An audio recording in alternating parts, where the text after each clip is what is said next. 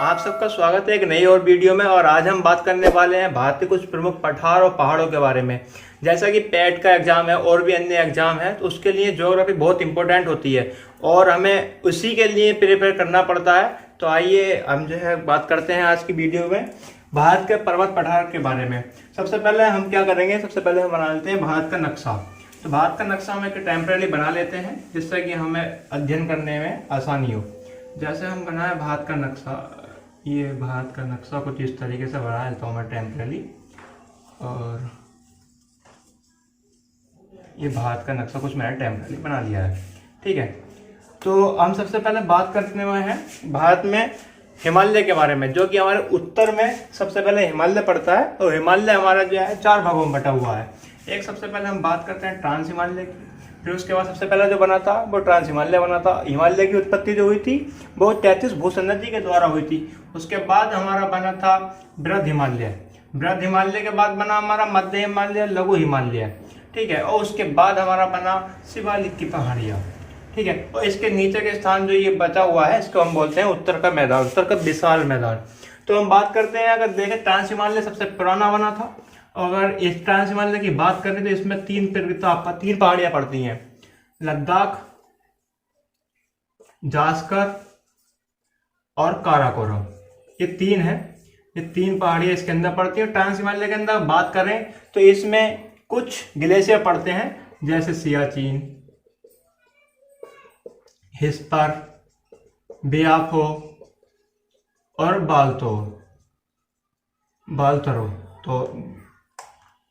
बाल्तरो, ठीक है। ये कुछ इसमें दर्रे पड़ते हैं, ग्लेशियर पड़ते हैं। और जैसे इसकी बात करें तो बृहद हिमालय पड़ता है। बृहद हिमालय सबसे ऊंची चोटी है, इसी में है जो माउंट एवरेस्ट है और सभी कुछ है। और इसकी ट्रांस हिमालयन की और बात करें सबसे ऊंची चोटी है माउंट राकापोसी, K2।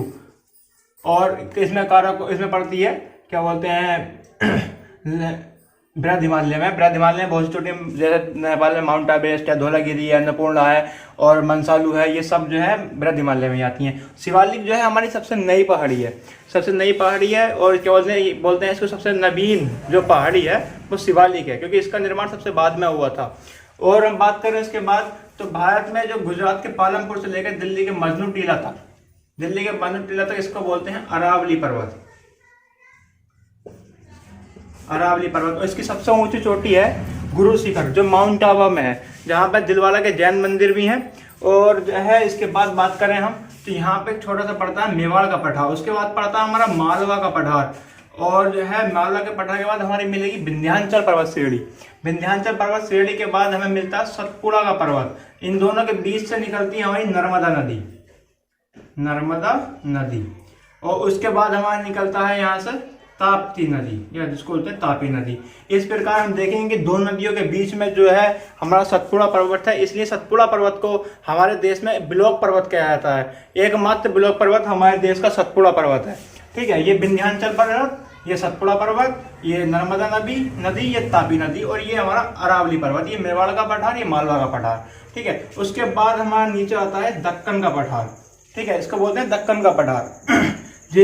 और उसके बाद हम बात करें तो यहाँ पे मिलेगा हमको छत्तीसगढ़ का मैदान, दक्कन का पठार ये हो गया।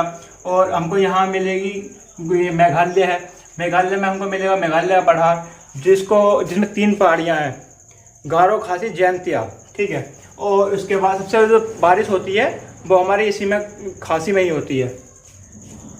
और जो है अब बात करते हैं इसके हमारे पूर्वोत्तर में कुछ जो है पूर्वोत्तर राज्यों में जो चोटियाँ हैं, पहाड़ियाँ, उनकी बात करते हैं। सबसे पहले मिलेगी हमको मिस्मी, जो कि चीन और अरुणाचल प्रदेश दोनों में है। मिस्मी के बाद मिलेगा पटकाईबोम, फिर मिलेगा नागा, फिर मिलेगी मणिपुरी, फिर मिलेगा त्रिपुरा, यहाँ पे मिलेगी त्रिपुरा। उसके बाद यहाँ पे कुछ रेगमा मिकिर है, इस तरह की कुछ हमें पहाड़ियाँ मिलती हैं। और इसके बाद हम बात करें तो ये पूर्वी हिस्सा है भारत का, इसको वहाँ मिलेगा पूर्वी घाट, और यहाँ पे मिलेगा पश्चिमी घाट। और इन दोनों को मिलाने वाली जो जगह पहाड़ी है उसको बोलते हैं नीलगिरी की पहाड़ी। इसकी सबसे ऊंची चोटी है डोडा बेटा, ठीक है। और इसकी बात करें हम पश्चिमी घाट की, तो पश्चिमी घाट हमारा 3 भागों में बटा हुआ है। जो अगर देखें तो गुजरात से लेकर गोवा तक को बोलते हैं हम कोंकण।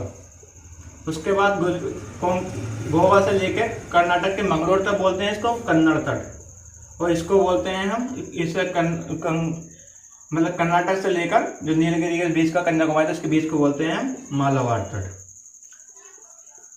और हमारा भारतीय महासागर सबसे पहले टकराता है वहाँ मालाबार से ही टकराता है। उसके बाद अगर हम बात करें तो हमें मिलेगा ये भी जो पूर्वी घाट है ये भी 3 भागों में बटा हुआ है, उत्कल और क्या बोलते हैं आंध्र तट और कोरोमंडल तट, जहाँ पे लौटते हुए मानसून से वर्षा होती है।